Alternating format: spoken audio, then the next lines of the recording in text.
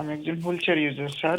২ বছর ধরে আমি লোকাল অথরিটির অধীনে সোশ্যাল ওয়ার্কারের মাধ্যমে একটা টেম্পোরারি অ্যাকোমোডেশনে আছি।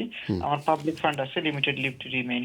এখন ওরা চাচ্ছে আমাকে এখান থেকে রিমুভ করে হোমলেস টিমের মাধ্যমে দিয়ে দিতে, যাতে করে আমি একটা বাসায় যাইতে পারি।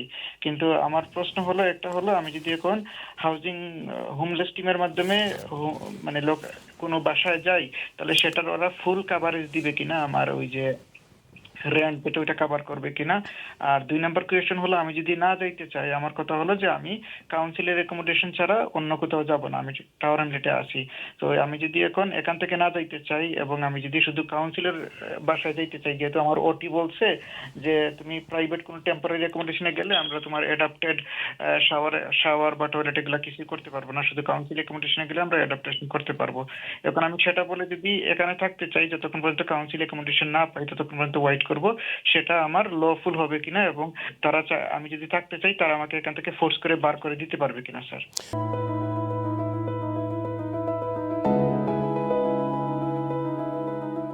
প্রথম কথা হচ্ছে কেন তারা আপনাকে দিতে চায়, বের করে দিতে চায়? তারা বলতেছে যে এখন তো আমি যেহেতু আমার মানে সেটেলমেন্ট হয়ে গেছে, আমি আর এখানে লোকাল অথরিটির বাসায় থাকতে পারবো না, কারণ কাউন্সিল ডিপার্টমেন্টে যাইতে মানে হাউজিং ডিপার্টমেন্টে যাইতে হবে। সোশ্যাল ওয়ার্কার আমার জন্য লায়াবল না যে তাদের এখানে অ্যাকোমোডেশনে রাখতে, কারণ আমি যখন সেটেলমেন্ট পাওয়ার আগে তারা আমাকে মেডিকেল রিজনের কারণে এখানে জায়গা দিছিল আর কি, হোটেলে। না ঠিক আছে, তারপরেও প্রতিবন্ধী বা ডিসেবিলিটি থাকলে এইটা সব জায়গায় একটু সেন্সিটিভলি দেখা হয়। আর ওরা যদি সোশ্যাল সার্ভিস ডিপার্টমেন্ট যদি তারা প্রোভাইড করতে না পারে, আমার মনে হয় মেডিকেল গ্রাউন্ডে আপনি কাউন্সিলে বাসা সিক করতে পারেন এবং তারা আপনার নিডস অনুযায়ী সেটা অ্যাডপ্ট করে দেবে। ইভেন প্রাইভেটলিও আপনি সিক করতে পারেন।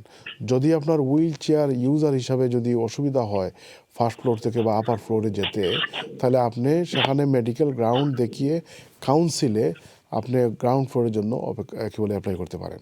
তবে হুট করে বের করে দিতে পারবে না। আপনি একজন ডিসেবল পারসন, আপনার চলার ব্যাপারে, সক্ষমতার ব্যাপারে অনেক জিনিস সেন্সিটিভিটি আছে, স্যার সুতরাং এখানে কি ফুল বললেই রেন্টটা যে আমার ওরা কভার করবে?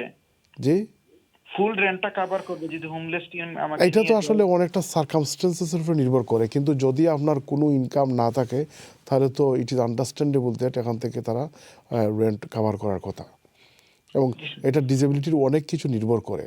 ডিসেবল থাকা মানেই কিন্তু একেবারে যে কাজ করতে পারবে না এমন না। আমি হায়ার রেট পিএপি পাই, সেই জন্য স্যার বলছিলাম যে আমার এটা ফুল কভার করবে কিনা, ফুল যেহেতু কভার করার সম্ভাবনা বেশি। আমি বলছি যে যেটা বলতেছিলাম আমি, যে কেউ যদি ডিসেবিলিটি থাকেও, ডিসেবিলিটি কিন্তু বিভিন্ন ধরনের হতে পারে। মানসিক ডিসেবিলিটি হতে পারে, ফিজিক্যাল ডিসেবিলিটি হতে পারে।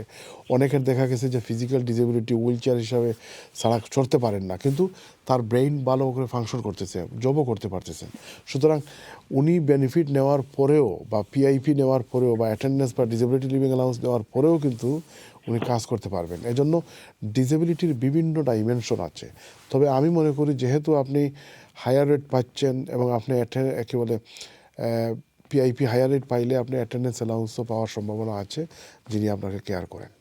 তো আমার মনে হয় যে আপনি সর্বোচ্চ বেনিফিটটা মানে ম্যাক্সিমাইজ কিভাবে করা যায়, একজন সলিসিটার বা রাইটস মানে welfare rights officer citizen advice পুরিতে বসেন, সেখানে বসে একটু আলাপ করে দেখতে পারেন। মনে রাখবেন, অনেকে কিন্তু আমাদের কমিউনিটিতে তারা বিভিন্ন বেনিফিট থেকে বঞ্চিত হচ্ছেন, কারণ তারা জানেন না যে আসলে আদৌ করতে পারেন কি না ওইটা ক্লেম, বা ক্লেম করতে জানেন না বা পাওয়ার ব্যাপারে ওনার নলেজ নাই।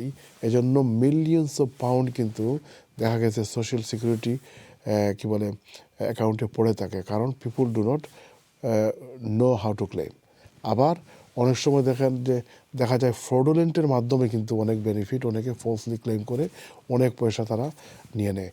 তো এখানে দুটা জিনিস আছে, এজন্য প্রত্যেকে যারা ওয়েলফেয়ার বেনিফিট নিচ্ছেন তাদের সম্পূর্ণ অধিকারের ব্যাপারে একেবারে এমওটির মতো আপনারা পুরো রিভিউ করবেন যে আপনার কী কী জিনিস আপনার দরকার এবং পাচ্ছেন কিনা না, কমতি আছে কিনা না, বা হায়ার রেট অ্যাপ্লাই করা দরকার কিনা না, বা অন্য কোনো বেনিফিটের জন্য আপনি যোগ্য কিনা না। এইটা যারা ওয়েলফেয়ার রাইটস নিয়ে কাজ করেন বা সিটিজেন অ্যাডভাইস ব্যুরোতে যারা আছেন তারা চেক করে বলে দিতে পারবেন।